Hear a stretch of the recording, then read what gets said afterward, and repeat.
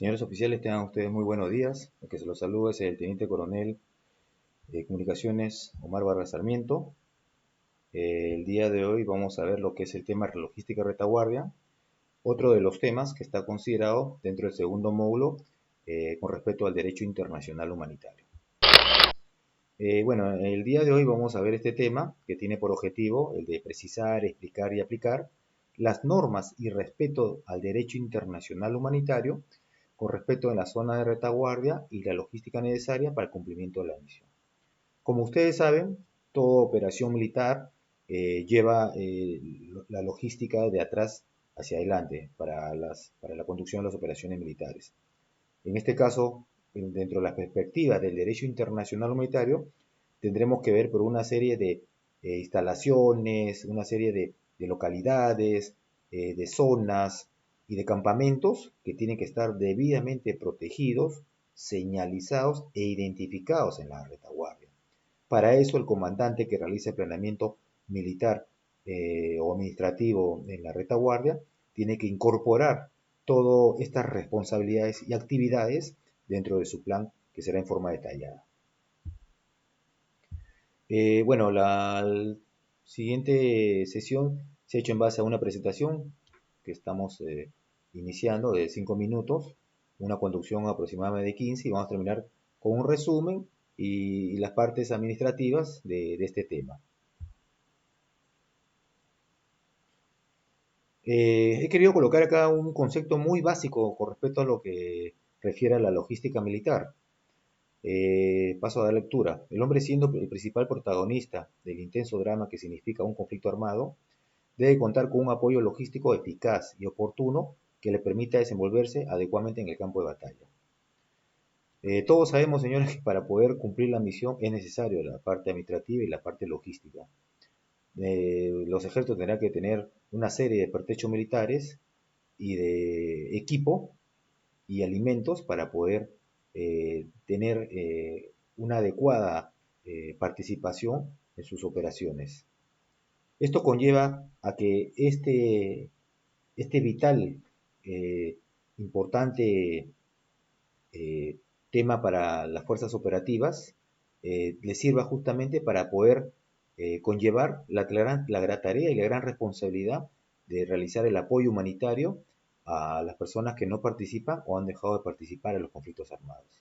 Ese es el punto importante que nuestras Fuerzas Armadas o fuerzas beligerantes tienen este tipo de tareas dentro de la retaguardia. Hay que tener en cuenta, señores, que para la asignación de objetivos militares, un tema que de repente posiblemente ustedes los han visto ya en otras conferencias, en otros temas, no deja de tener importancia en la retaguardia.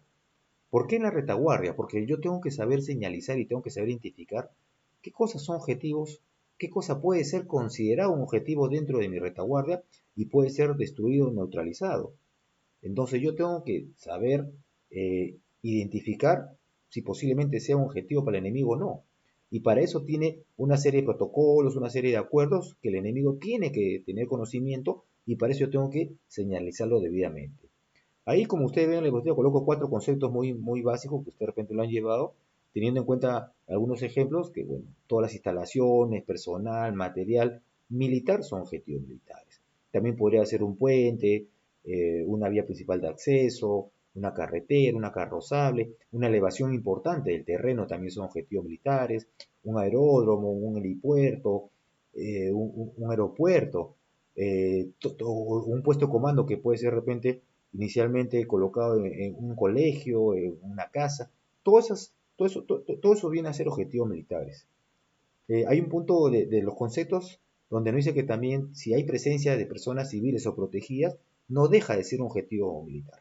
Eso hay que tenerlo muy claro, señores, porque si por algún motivo no se logró evacuar al 100% a los civiles o a las personas protegidas, podemos ser efecto de un ataque y puede haber un daño incidental o colateral.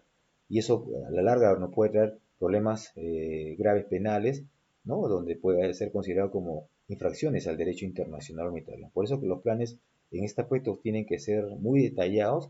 Hoy en día tenemos la herramienta del PICB, por ejemplo, que es la preparación de inteligencia en campo de batalla, que inclusive de los oficiales muy jóvenes o subalternos, ya llevan esta herramienta para el planeamiento. Eso es de vital importancia para poder incluir justamente la señalización e identificación de todos los bienes, de todos los bienes protegidos y de todas las zonas. Dentro de la retaguardia van a haber algunas instalaciones que contienen fuerzas peligrosas, como una represa, un dique, una central de energía nuclear, una central eléctrica, que al ser destruidos pueden librar grandes fuerzas que pueden ser motivo de un tipo de destrucción contra las poblaciones o áreas urbanas aledañas a estas instalaciones. Por eso deben estar debidamente señalizadas e identificadas en el terreno para que el enemigo lo tenga presente en sus cursos de acción, que probablemente los tenga planificados. También nos dice la norma que si va a tener mucho material o personal militar, podría ser considerado como objetivo militar. Entonces hay que tener la previsión de que no colocar tanto personal ni tanto material solamente para solamente repeler a un tipo de ataque, ¿correcto? Para eso también existen los acuerdos especiales, justamente para poder eh, inscribir en estos acuerdos y la señalización debida e identificación para los estados que se encuentran en conflicto. De esta manera que las fuerzas beligerantes los puedan incluir en sus planes y sean evitados, o se pueda, perdón, evitar a un tipo de destrucción. Un concepto muy básico desde el punto de vista militar. La logística militar es parte de la ciencia y arte militar que reúne todas las actividades para la satisfacción de las necesidades básicas de las tropas. Si ustedes ven en esta logística militar, acá el objetivo justamente es la satisfacción de las necesidades de las tropas, del personal militar. Al punto de vista civil o al punto de vista derecho internacional militario, estas actividades tienen que estar relacionadas justamente al bien común de la población, a los que no participan o han dejado de participar de los conflictos armados. Eso hay que tenerlo muy en cuenta y muy presente, porque nosotros que somos la fuerza operativa, que pertenecemos a una fuerza operativa o administrativa, la responsabilidad de la retaguardia o el comandante que está a cargo de la responsabilidad de la retaguardia tiene justamente que velar, ¿no? por todo ese universo de personas y bienes protegidos. Bueno, ahora vamos a pasar a ver lo que es las bases logísticas, ¿no? Al punto de vista del derecho internacional humanitario, para que ustedes puedan conocerlas. Tenemos tres. Están las bases militares de abastecimiento y mantenimiento, son aquellas bases que de una u otra manera van a poder colaborar para el apoyo y la ayuda humanitaria a la población respectivamente.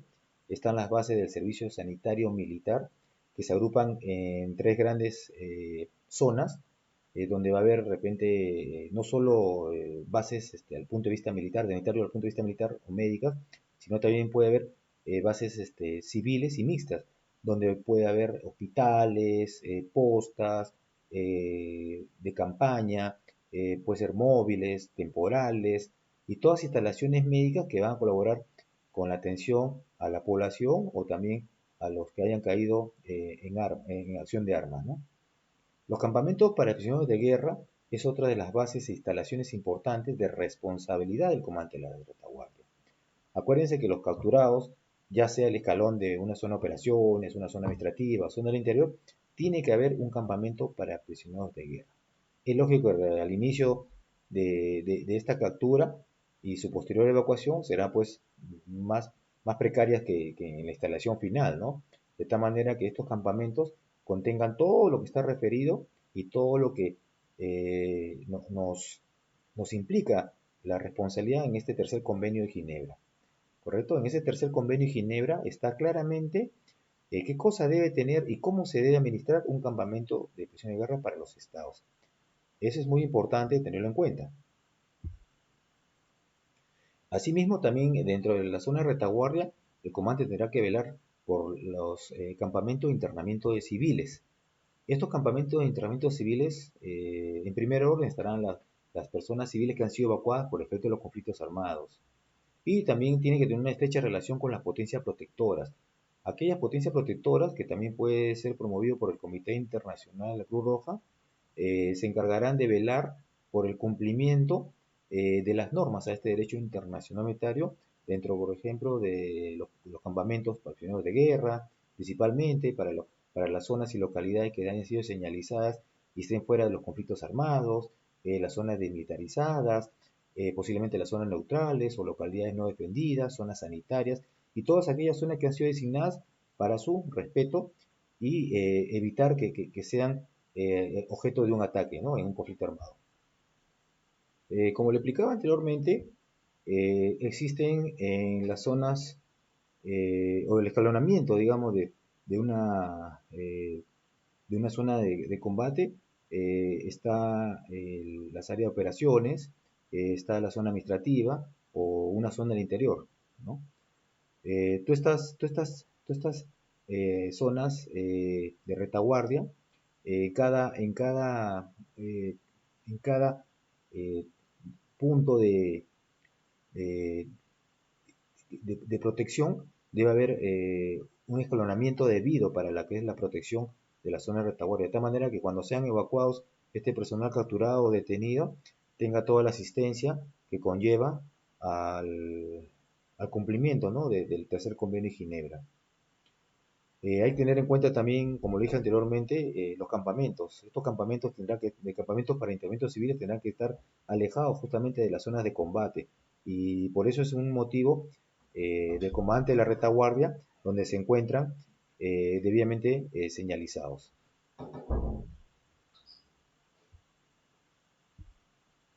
El término de blanco legal es un término referido al personal de las Fuerzas Armadas y a todo su material. Quiere decir que nosotros sí podemos ser objeto de ataque en cualquier de las circunstancias, ¿no? Entonces, eso hay que tenerlo en cuenta para que nosotros evitemos estar dentro de las concentrados, digamos, dentro de las ciudades, áreas urbanas o localidades donde hay concentración de personas civiles, ¿correcto? En la zona de retaguardia existen instalaciones militares que por lo tanto pueden desarrollar algún tipo de ataques. Entonces, como lo mencionaba anteriormente, este tipo de unidades tienen que estar eh, bastante alejadas, ¿no? de las zonas urbanas. Hoy en día, como ustedes pueden ver, inclusive sucede acá en el Perú, los cuarteles o las ciudades han crecido tanto que ahora ya los cuarteles están dentro de las ciudades. Por un motivo de seguridad los cuarteles siempre estaban alejados. Hoy día las urbes han crecido tanto, no solamente en el Perú, donde ya comparten, digamos, el funcionamiento, ¿no? de la vida, de la actividad económica civil, ¿no? con los cuarteles o las instalaciones o las bases militares. Otro de los puntos importantes y responsabilidades que tiene el comandante de la retaguardia es el de coordinar con los organismos de protección civil. Son aquellos organismos que comúnmente están integrados por los bomberos, los sistemas de defensa civil, la Policía Nacional de cada estado, los grupos de salvamento, los grupos de rescate, ¿no? Son diferentes grupos que de una otra manera van a poder colaborar con el control del orden interno y la seguridad y el bienestar de estas poblaciones, ¿no? Ahí también podemos ver en la diapositiva una serie de tareas, ¿no? que están referidas justamente para la intervención de estos grupos o grupos que son organismos de protección civil. Asimismo, tenemos que ver la señalización y la designación de las zonas sanitarias, ¿no? Aquellas zonas de concentración de unidades médicas que pueden ser móviles, establecimientos, ya sean temporales, ¿no? También ese es el signo distintivo, donde aquellas zonas tendrán que debidamente señalizadas en lugares visibles. Con respecto a este símbolo del cristal rojo, es un símbolo recientemente nuevo, digamos, para la doctrina del derecho internacional militario, donde se dio a conocer recién en el año 2005 y el Perú ya lo tiene recientemente implementado a partir del año 2019, ¿no? Donde ya lo tenemos implementado y ya somos Estado parte de este nuevo signo distintivo, ¿no? Es un signo distintivo que lo que se quiere es tener una solución, ¿no? Al tema religioso, cultural, étnico, ¿no? Entonces, pues, más adelante inclusive podemos tener unidades médicas, unidades sanitarias, o móviles o establecimientos fijos con este, con este tipo de identificación. Bueno, también hay que tener la previsión en las zonas de retaguardia, las zonas neutralizadas o militarizadas, ¿no? Que son zonas protegidas donde ya se ha evacuado todo tipo de armamento, personal y material militar. También hay que tener una consideración muy especial y cuándo se va a designar zonas donde incluyen bienes culturales, que pueden ser instalaciones, pueden ser iglesias, pueden ser zonas arqueológicas, monumentos, todas aquellas instalaciones que de otra manera tienen un valor trascendental y cultural para los estados, ¿no? Están obviamente señalizados.